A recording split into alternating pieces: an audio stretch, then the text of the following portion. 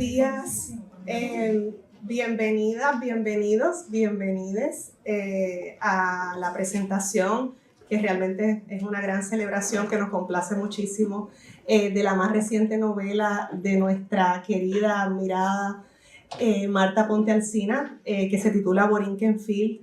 Mi nombre es Beatriz Jenín Figueroa, soy editora asociada de Editora Educación Emergente, que es el sello editorial que publicó esta novela el año pasado, en el 2023, y me complace enormemente tenerles aquí y que puedan tener la oportunidad de atestiguar y experimentar un diálogo sobre uno de los textos que a mí me parece, de las narraciones, que a mí me parecen más importantes y transformadores en eso que llamamos la literatura puertorriqueña, que tiene una amplísima, larguísima, compleja y diversa tradición. Y Marta es una de las escritoras y sobre todo narradoras y también ensayistas más destacadas, con toda razón, con una capacidad extraordinaria de contarnos el país de maneras insólitas, de maneras que no necesariamente son a las que estamos acostumbradas y acostumbrados, precisamente por el enorme poder de su ficción, que a su vez se fundamenta siempre en una gran investigación y estudio de la realidad y de la historia puertorriqueña. A título personal y también en nombre de la editorial, quisiera agradecer a Marta por su existencia y por su trabajo, y también por venir a Mayagüez junto a Paco, a quien igualmente agradecemos su presencia y su constancia y su apoyo. También queremos agradecer a la Asociación de Literatura Comparada, una asociación estudiantil de aquí del recinto, del programa de literatura comparada, que pertenece al Departamento de Humanidades, y que siempre dicen presentes para apoyar los eventos y también para llevar adelante eventos propios que tienen que ver precisamente con el arte de la palabra, con la literatura. Quisiera también y finalmente agradecer al programa de maestría de estudios culturales y humanísticos de aquí del recinto de Mayagüez, que también es un programa graduado del Departamento de Humanidades, que está llevando adelante un muy importante y valioso proyecto de divulgación de la creación y la crítica. Voy a comenzar presentando a nuestra querida y admirada colega y amiga Carmen Rivera Villegas, que va a ser la presentadora de la novela de Marta en la mañana de hoy. Carmen obtuvo su doctorado en la Universidad de Vanderbilt, ha sido profesora en Providence College en el recinto de Río Piedras de la UPR y actualmente es catedrática en el recinto de Mayagüez del Departamento de Estudios Hispánicos. Se especializa en poesía puertorriqueña, particularmente en la obra de Julia de Burgos. Ha publicado artículos sobre literatura mexicana, española y sobre la relación entre arte y literatura. También ha publicado los libros Por la ruta de Julia de Burgos, Prácticas de las destrezas de la lengua, de 2015, Hablan sobre Julia, Reflexiones en su centenario, de 2015 también, Las vanguardias en Puerto Rico, de 2009, y Verdor que clama, Medio ambiente, lengua y literatura, de 2022. Como les decía ahorita, Carmen también es la coeditora, junto a Rocío Luque Colautti, del libro La palabra entre el águila y el sol, el surrealismo y la obra de Octavio Paz. Marta Ponte Alsina, que nos nació y nos visita desde la Sierra de Calley, es autora de novelas, cuentos y ensayos. Su dedicación constante al oficio de escribir y la calidad de su trabajo le han ganado un lugar sobresaliente en la literatura de América Latina y el Caribe.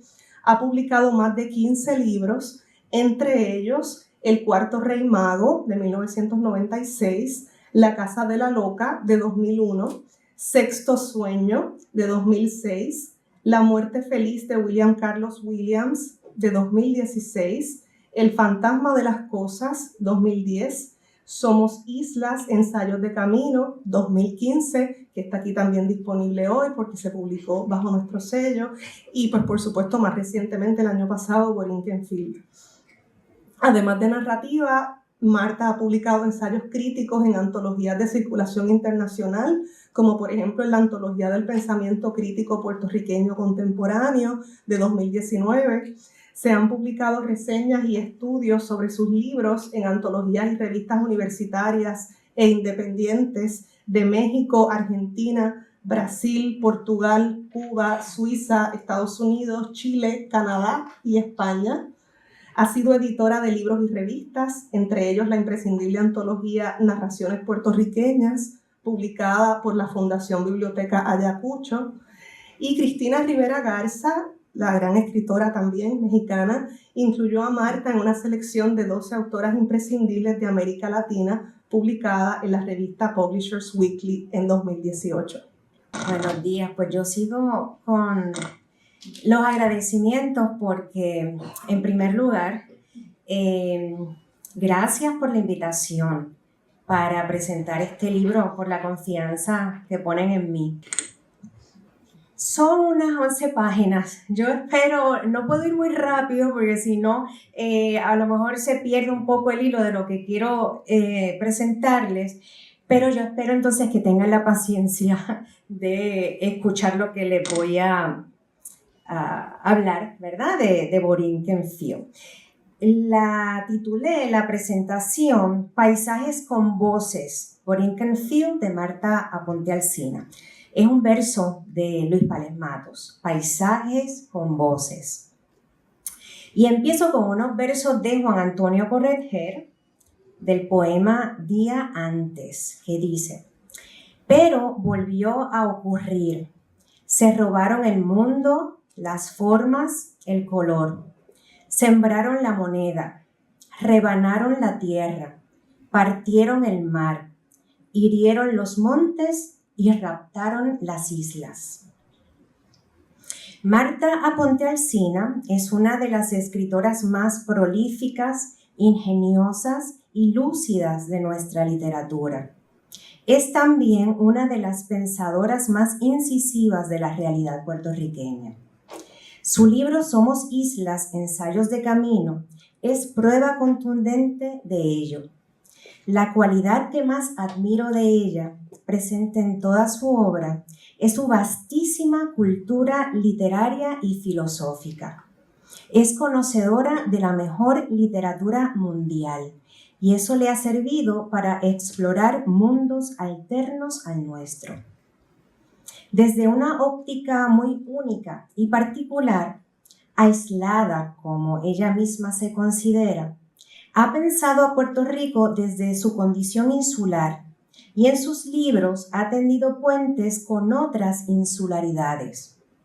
Lectora empedernida, pensadora de vocación, escritora impecable.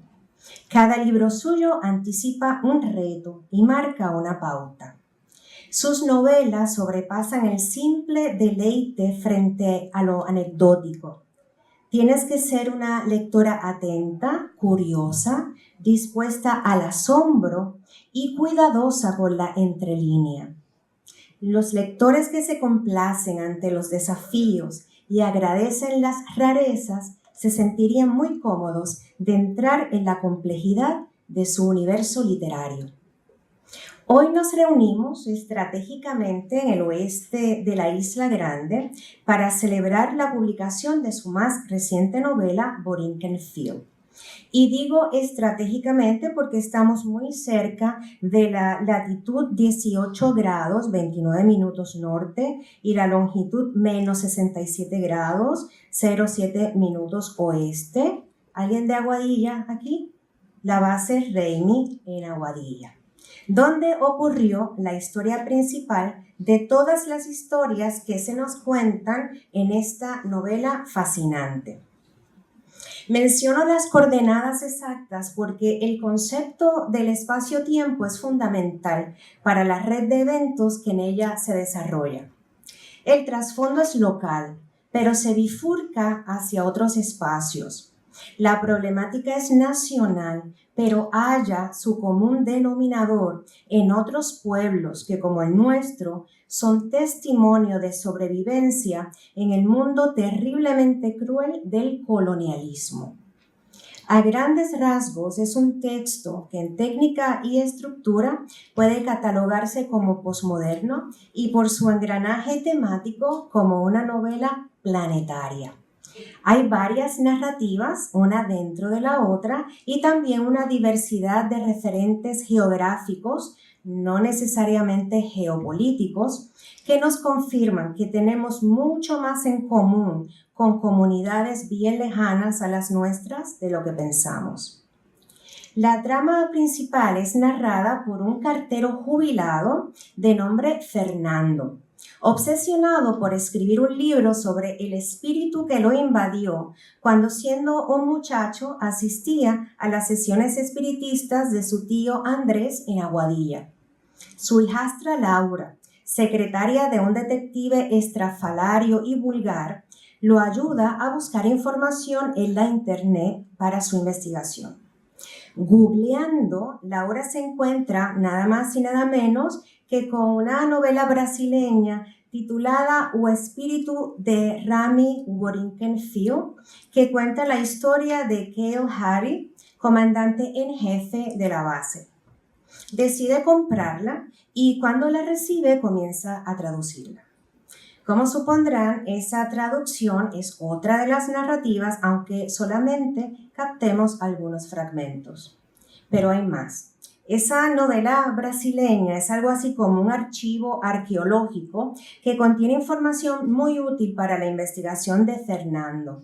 En ella se relata el accidente de una avioneta que salía de Aguadilla para una base militar en Brasil, pero minutos después del despegue se estrelló. Quien pilotaba esa avioneta, un joven de Kansas, al morir invadió el espíritu de un aguadillano apodado El Cano. El Cano, quien asistía a las sesiones del tío Andrés, años más tarde le pasaría ese y otros espíritus a Fernando. Con Borinquen-Fio nos remontamos a un momento perverso de nuestra historia, la expropiación de las tierras donde se instalaría una base militar del mismo nombre en el pueblo de Aguadilla. Ello resultó en el desplazamiento de cientos de familias, incluida la de Fernando, cito. En el barrio de mis parientes hubo 3 expropiaciones de terrenos cultivados y de barrios pobres. Aquellos aviones sobrevolaban continuamente el planeta. Iban cargados de artefactos nucleares, misiles y otras bombitas. Algún milagro o intervención de las fuerzas planetarias de Andrés protegió a los expropiados y a la mitad de la isla de compartir la suerte de la isla de Bikini. Fin de cita. El tema ya lo había tratado Enrique Laguerre en su novela de 1986, Infiernos Privados, un texto poco logrado, pero interesante como documento para examinar las expropiaciones y las consecuencias nefastas para el pueblo de Aguadilla. Es el 6 de septiembre de 1939 y según nos explica Carlos Hernández, profesor de nuestro recinto, en su libro Pueblo Nómada, el gobierno de los Estados Unidos tomó posesión de 1.877 acres de terreno pertenecientes a más de 300 propietarios aguadillanos de San Antonio, Maleza Alta y Maleza Baja. Al día siguiente de decretarse la expropiación, se había completado la construcción de un campo de aterrizaje provisional y poco después del mediodía aterrizó el primer avión militar proveniente del aeropuerto de Isla Grande. Así se ponía en marcha el plan para desarrollar en Puerto Rico una base aérea que serviría a la parte este del Caribe y como piedra angular de las bases aéreas en América del Sur, entre ellas una en la zona de Natal, en Brasil. La idea era, según observa Hernández, establecer una ruta de acceso rápida y segura a la costa oeste de África durante la Segunda Guerra Mundial. De hecho, esa conexión entre la base Borinquen-Fio, Brasil y Senegal es la que teje las diversas tramas de la novela.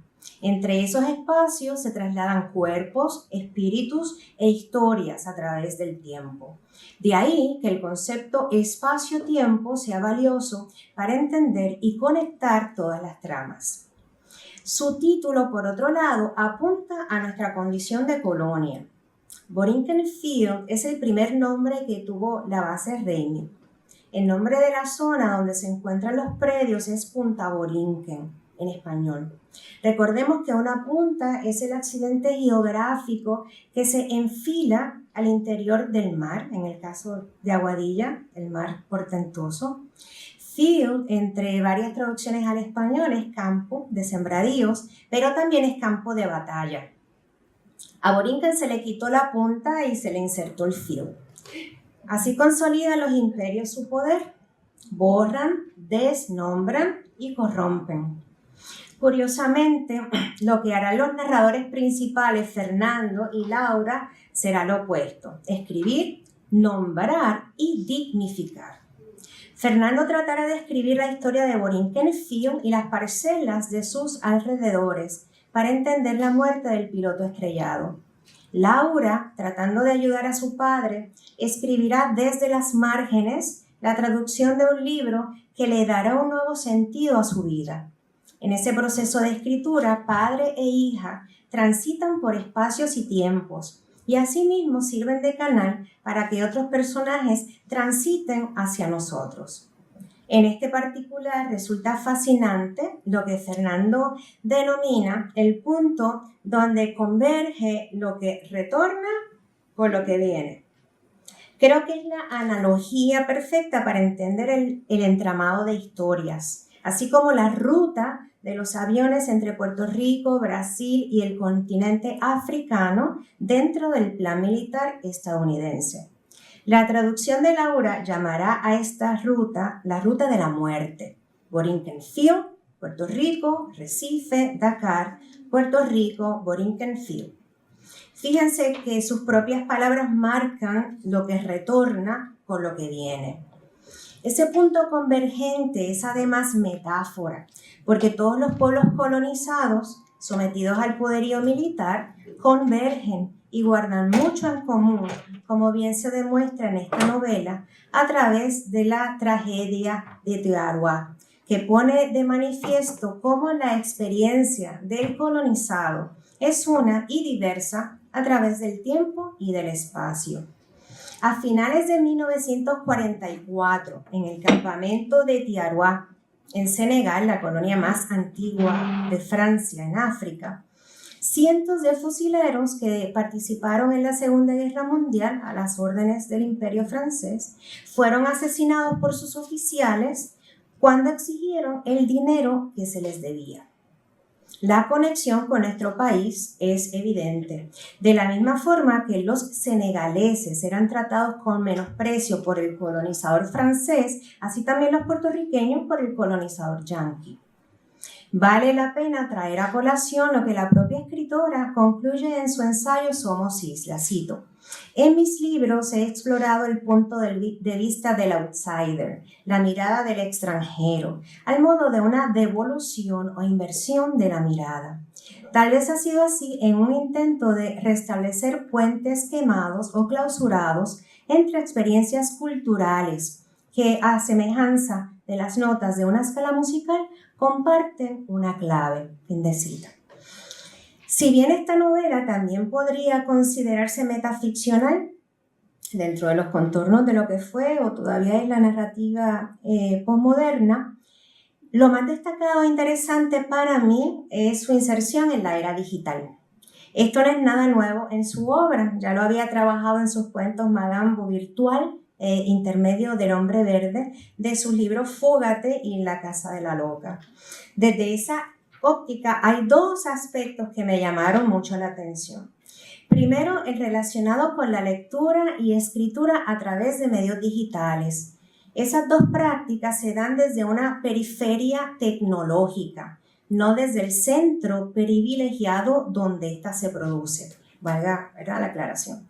Segundo, la presencia del libro como objeto, como cosa que define y marca identidades, quizás espaciotemporales, el antes y el después de poseer un libro. La lectura, no la nuestra que es en papel, sino la que hacen los personajes para comunicarse, investigar o reconstruir múltiples historias, es mayormente digital. Este ejercicio lector incluye correos electrónicos con importantes PDF, enlaces desde los cuales se rescatan datos íntegros de historia militar, así como resúmenes y reseñas de Wikipedia que son y no son fake. El buscador y traductor de Google, la Dark Web, el phishing y las subastas por eBay son elementos también digitales que los personajes manejan o mencionan. No en balde, el propio Fernando dice hacia el final, la computadora me ha servido para invocar espíritus de otras tierras y tiempos. Laura, por ejemplo, navega incansablemente por la internet en búsqueda de datos y así descubre pistas valiosísimas para su investigación. Como parte de esa lectura digital, juega con palabras clave que la llevan a localizar información miscelánea que en principio parecería ambigua o contradictoria. A veces esa información parece imitar la lectura no secuencial de los hipervínculos. Recordemos curiosamente la frase de Fernando, el punto donde converge lo que retorna con lo que viene. El hecho, además de conectar espacios geográficamente apartados, se salta de un lugar a otro, de un abrir y cerrar de ojos, nos remite al concepto de la interconectividad, que a su vez nos recuerda que estamos ante un texto planetario donde las fronteras se diluyen.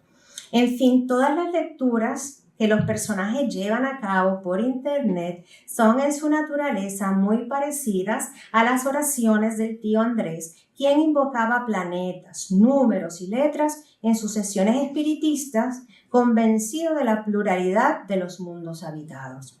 No me atrevo a afirmar que se trata de un texto transmediático, como se dice ahora, pero sin duda lo que dice María Montserrat Post sobre las narrativas transmedia tiene mucho sentido para acercarse a lo que se nos presenta en Borinquen Field. Cito: con el avance de las tecnologías de la información y comunicación, las historias parecen haber adquirido libertad y movimiento. Ya no quedan enfrascadas en las creaciones de un autor individual, sino que emanan de fuentes colectivas y se derraman, fluyen, circulan, tanto dentro como fuera de las plataformas, en nuevas producciones que se comparten en colaboración. Efectivamente, esta novela se construye desde la colaboración, mediatizada por las prácticas y canales digitales antes mencionados. Los personajes utilizan lo digital como canal de resistencia, en oposición, por supuesto, al uso que le ha dado el aparato militar del imperio.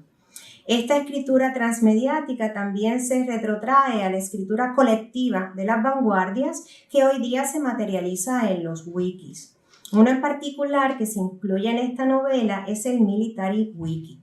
De ahí, Fernando sacó importantes datos sobre los vuelos Arabian Night que salían de Borinquen Field antes de la guerra.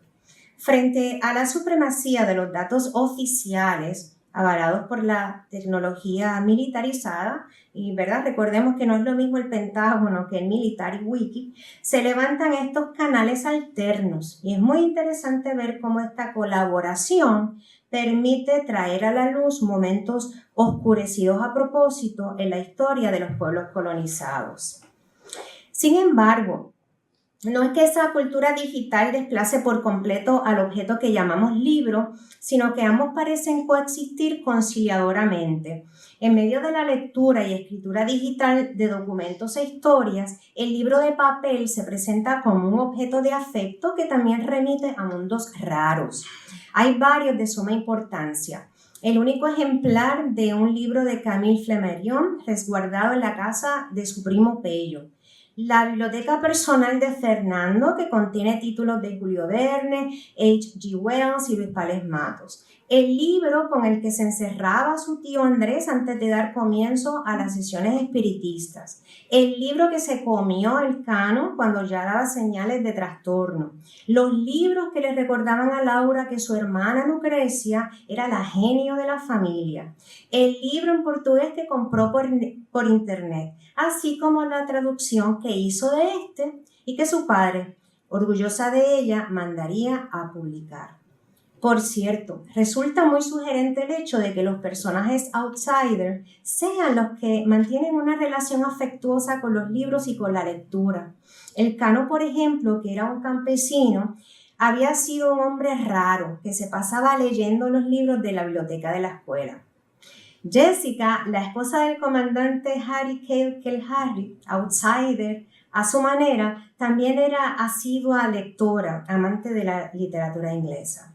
Por el contrario, los personajes cínicos y arrogantes, representantes del poder malicioso como Harry Cale o Lucrecia en un principio, o el propio detective Ratas Bajandas, tienen una relación nula o superficial con la lectura y con los libros. La escritura, por otro lado, se presenta no ya mediatizada o surcada por lo digital, sino producida desde lo digital. Por ejemplo, padre e hijastra se comunican por correo electrónico para intercambiar pedidos e información que les ayude a reconstruir desde la colaboración la historia del espíritu que invadió al Cano. El padre suele abrumar a Lucrecia con archivos que contienen su manuscrito. Las hermanas también se comunican por este medio, no se llaman por teléfono, sino que se envían mensajes de texto. A todo lo anterior se suman los poemas tipo cuadrado mágico que Laura crea y le mandan anejos a su padre, quien se pregunta ¿a quiénes plagió la niña? Cuestión válida para la producción de contenidos en el mundo cibernético, porque también en la internet las ideas invaden cuerpos textuales como si de transmigración de almas se tratara. Pese a todo esto, lo digital cohabita con lo análogo. Y si bien la investigación de padre e hija fue principalmente digital, los libros que producen, el manuscrito de Fernando, la traducción de Borinquen-Fio, se dan en soporte tradicional y son símbolos de lucha, constancia y amor. De hecho, producen felicidad. Laura escribe como si fuera feliz. Por último, me gustaría mencionar un tema que me produjo curiosidad. Me refiero al de la familia. La que se presenta en esta novela podría denominarse disfuncional. Sus miembros parecen estar alejados, aunque no incomunicados en su totalidad. Las hermanas particularmente son opuestas, lo que resulta consono con lo que dice Fernando al principio. Cito, es difícil que una persona no iniciada en el espiritismo entienda la necesidad de los contrarios. Fin de cita. Gracias a la concatenación de eventos que produjo la investigación de Fernando, hallan su camino hacia el reencuentro, el punto donde converge lo que retorna con lo que viene. Y no leo el entramado de eventos que conecta a esta familia como mero pretexto de fondo. Ahorita la autora nos puede abundar sobre esto. Es posible incluso que pueda verse como el eje cohesionador dentro de lo aparentemente fragmentado. Entre sus miembros tenemos a la madre ausente, que está enferma y engañó a Fernando varias veces según él. El padre, que es Fernando, un hombre cercano a su fin, una hijastra, Laura, aislada del resto por vivir en Guayama. Lucrecia, una geóloga, maestra de gusto, que lleva a cuesta varios fracasos matrimoniales. Y el niño Eduardo, el hijo de Laura, que parece estar enfermo. De hecho, dato curioso que me gustaría compartirles. La tradición del niño enfermo es una huella duradera en la literatura puertorriqueña. Aunque se lee como metáfora del colonialismo, hoy debería leerse también como metáfora del descalabro medioambiental ocasionado por políticas económicas y militares en contra de la población sometida. Excepto por el niño, todos los demás ofrecen su visión de cómo son sus parientes. Los juzgamos entonces por lo que hacen y escriben, pero también por lo que piensan los otros sobre ellos. De esa forma nos enteramos de que Fernando puede ser un megalómano y es un machista confesado. Quisiera tener una relación más estrecha con sus hijas adultas, la misma que tenía cuando eran niñas. Por otro lado, Laura vive en Guayama porque quiere estar lejos de su familia. Cito, de pequeña había sido la hermana torpe de la niña prodigio. Los libros le recordaban humillaciones. No obstante, al meterse de lleno en la investigación de su padre, se convierte en traductora y en poeta. Lucrecia, por su parte, parece ser superficial, en ocasiones es cínica, se encuentra sola y trata de acercarse a su hermana al final. Esto entusiasma a Laura, pero, cito, no puede imaginarse a Lucrecia en el papel de tía. El encuentro tendría que ser entre iguales o no darse. Sí es cierto que los miembros de una familia, al ser una unidad interdependiente, se influyen mutuamente. Eso significa que las necesidades de una afectan a la otra y que la relación que llevan entre sí dice algo de cada una. Podríamos ver en Laura el prototipo de una persona colonizada en vías de descolonización a través de la resistencia. Laura es mi personaje favorito. A todo este tejido familiar se suma el hecho de que la descripción del espacio casero es recurrente. Así pues, nos adentramos en la casa de la novelista brasileña, también en la de Fernando en Peñuelas y la de Laura en Guayama. Siguiendo este particular, el final de la novela no deja de ser singular. Después de poner sus cosas en orden, Fernando nos cuenta de Mantra, la gata que mandó a disecar. Cito: Mantra quedó feísima, aunque no deja de conmoverme y de conmover a sus tataranietos. Su horror de objeto espantoso algo conserva de la bebita que fue tan dulce. Sus descendientes también son así, dulces testigos que siguen llenando la casa. Fin de cita. Esta es una novela donde la muerte está muy presente y los que están vivos dan testimonio de los que están muertos. Lo que sobrevive se mira en el espacio de lo que murió. Valdría la pena conectar esto con el título, porque Field, Grayfield, Potterfield, también puede ser camposanto, cementerio.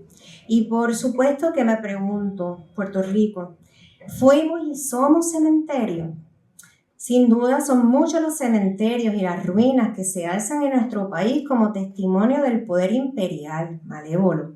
Luis Pález Matos, poeta a quien se le rinde frecuente homenaje en esta novela, lo dijo categóricamente: todo esto se muere, se cae, se desmorona. Claro está que de las ruinas siempre es posible renacer. ¿Qué es lo que mueve a esta familia que parece resurgir de las ruinas?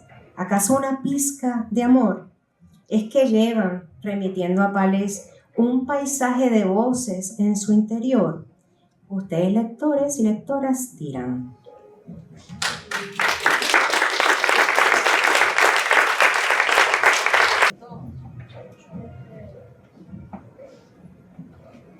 Sí, es muy curioso lo que se siente tras una lectura tan minuciosa y tan ordenadora, como si le diera forma a un material que es muy disperso, ¿no? La novela se compone de fragmentos y cómo Carmen de alguna manera encuentra una esfera donde colocar ese relato y darle un sentido que prácticamente no admite réplicas, ¿no? Así que mientras ella leía, yo pensaba en la novela, en el proceso de escritura, la fuimos armando con ayuda de las editoras que están aquí, que ser editor es leer y corregir, criticar, devolverte el manuscrito, no es cuestión de ponerlo ahí en un programa de texto o lo que fuere, sino reaccionar críticamente ante un texto que todavía está inédito. Es curioso que la lectura desde el canal de la cibernético, de la internet, o sea, lo que era el fluido, la corriente, para que llegaran los espíritus y se comunicaran con sus mediunidades, con los cuerpos vivos y demás. Aquí en la internet es un espacio todavía algo caótico, a pesar de lo controlado que está por el poder capitalista, ¿no? Internacional, pero con sus redes y sus usos, y ustedes quizás como generación viven más dentro de ese espacio que yo, ¿no? Pero me pareció que como metáfora de esa comunicación entre culturas, escrituras y espacios escritos, el poner el encontrar en internet documentos, porque a mí me pasaba, documentos muy antiguos, documentos en archivos que uno dice, pero el caudal, por ejemplo, de los archivos en Francia, si vas a escribir una novela del siglo XIX, como me pasó con esta de la madre de William Carlos Williams, ¿se acuerda? Es de una riqueza muy metropolitana y muy de ellos, pero de una minucia verdaderamente impresionante. Se puede recrear un universo viendo los anuncios, leyendo los textos. Así que, y acá la lectora que escribe, es una lectora la que escribe, responde a ese mensaje. ¿Responde o no responde? Es lo que antes llamaban una mediunidad sensible o consciente, o es indiferente ante lo que tiene ahí y pasiva. Pues, a mí me ha servido la internet para escribir, pero también vengo de una tradición espiritista familiar, porque cuando yo tengo 78 años, nací en 1945, el año que terminó la Segunda Guerra Mundial. De allá para acá ha habido tantas guerras mundiales que ya perdimos el guarismo.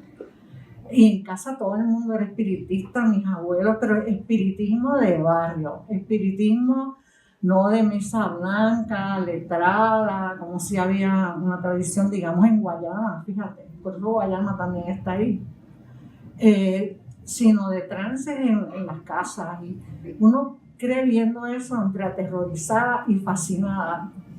Y eso se queda, ¿no? Entonces, luego mi compañero, mi esposo Paco, también pasó parte de su niñez y juventud cerca de la base Raimi, y en su casa, en la casa de sus tíos, se celebraba ese tipo de sesión que no he podido identificar sus raíces y sus fuentes, porque llamaban a criaturas por números y planetas.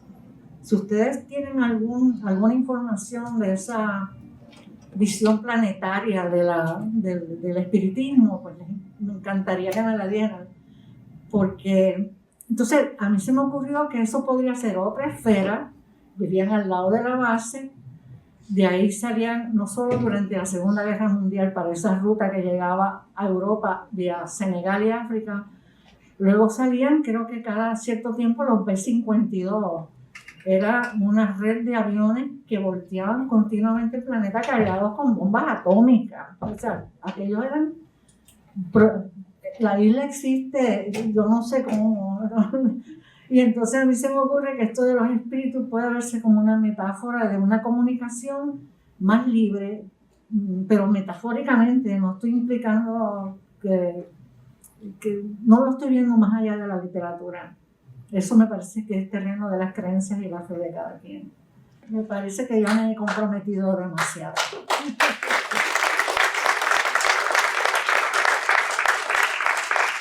Marta, no es nada usual que la zona de nuestra isla, de la que llamamos nuestra isla grande, que va de su suroeste a su noroeste, sea una zona protagónica y figurada de manera en nuestras narraciones. Digamos, no es algo con lo que uno se encuentra usualmente cuando lee textos de literatura puertorriqueña. Así que yo sencillamente te lo planteo porque quisiera escucharte hablar sobre esta zona y sobre cómo te acercas a esta zona, porque también me parece que en la novela vamos, ¿verdad?, de Guayama, pasamos por Peñuelas, hay alguna mención de Mayagüez y por supuesto Aguadilla, que es el foco, pero me parece también que muchas veces en nuestra cotidianidad tampoco vemos estos pueblos en particular como vinculados entre sí, y creo que hay mucho de eso trabajado en la novela y quisiera escucharte comentar al respecto,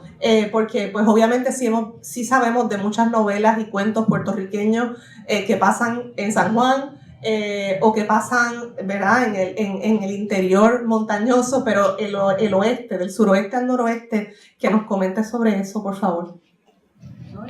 Y sobre todo siendo una zona de tanta riqueza cultural y tan abierta, ¿no?, al mundo, porque como decía Teresita, me comentaba esta mañana, el puerto abierto de Mayagüez durante el siglo XIX el hecho de que se hayan radicado aquí familias de prácticamente todo el Caribe, de Haití, de las Islas Vírgenes.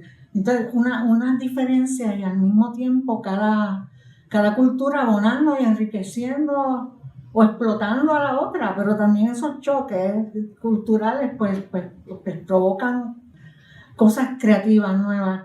Y estaba el otro día un amigo comentándome que a Puerto Rico hay que mirarlo por regiones, que Albizu, él hablaba de Albizu, siempre pensaba que la realidad política, histórica puertorriqueña tiene unas diferencias regionales marcadas. Y eso, claro, ya no se nota tanto porque hasta ahora vivimos en la esfera mediática, que ni siquiera estamos en un solo país, ni siquiera estamos en el planeta la mayor parte del tiempo. Pero cuando había distancias, cuando cada gran ciudad, digamos Ponce, Mayagüez, San Juan, quizás Humacao, tenía su propia base comercial, su base económica, se creó una riqueza en el país, construían teatros, construían una vida cultural, ¿no? Y además de todas las razas y de culturas, incluso las culturas esclavizadas y de trabajadores que servían, que trabajaban con una libreta de trabajo. Todo eso crea unas diferencias regionales que yo las percibo cuando vengo a Mayagüez, realmente, porque por lo general uno va a San Juan o va, porque digo cuando sale, ¿no? O a Guayama, está ahí porque me queda cerca y mi abuelo fue chofer de la ruta entre Calle y Guayama y nos montábamos en esa guagua de él, que cogía todas las curvas de Jajomé, una carreterita estrecha y tortuosa, y nos deslumbraba la plaza de Guayama, y Guayama fue un centro espiritista, todavía le decían la ciudad bruja hasta hace poco, ¿no? A todos los niveles sociales y en los barrios y los lugares y las clases. Así que eso está ahí, es una diferencia regional, es una marca que tiene, o tuvo, o tenía, y está en proceso de perder ese pueblo. Quizá por ahí la insistencia en lo de las sectas y los chicharrones de pollo todo el tiempo que se mencionan ahí, casi como cuerpos achicharrados, ¿no? por el abandono, por el canibalismo mutuo. Pero es cierto que hay unas diferencias regionales fascinantes. Yo las siento sobre todo cuando llego a Cabo Rojo, cuando vengo a Mayagüez. Y no viajamos a menudo ya, antes quizás un poco más. Pero esta isla mayor del archipiélago puertorriqueño no es pequeña. No es una isla pequeña, como a mí me enseñaron el catecismo de la historia de mi salón de clases en escuela elemental, que Puerto Rico era 6 veces más chiquita que la República Dominicana y 3 veces más chiquita que Cuba. Esa era la primera definición de Puerto Rico que nos daban a nosotros en la escuela donde estudié. Pero entonces pierden la escala visual, que es tan importante, de apreciar lo cercano. Eso lo tienen más los poetas, quizás porque es parte de lo que constituye ese diálogo con el entorno, la sensibilidad poética.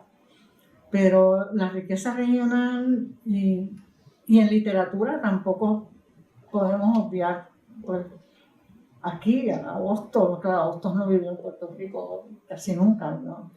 El mismo Laguerre, desde esta región, el gran novelista de la primera mitad del siglo XX.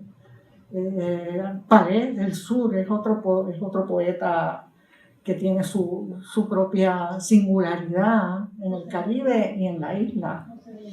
Es decir, hay que apreciar esa, para no sentirnos tan pequeños, agobiados y extraños en nuestro propio mundo, en la vida que nos tocó.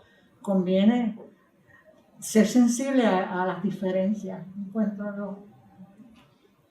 Y tiene que haber más literatura regional. Hay un periódico en cada pueblo grande. Ahora no hay prensa, pero búscate el siglo XIX, búscate el libro de Pedreira.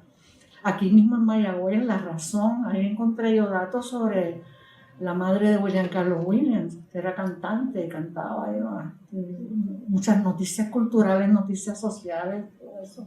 Estamos hablando de 1870 y algo. Y todavía se conservan algunos ejemplares en microfilm. Y es fascinante meterse en esos universos. Muchísimas gracias nuevamente a Marta, Carmen, a todos ustedes.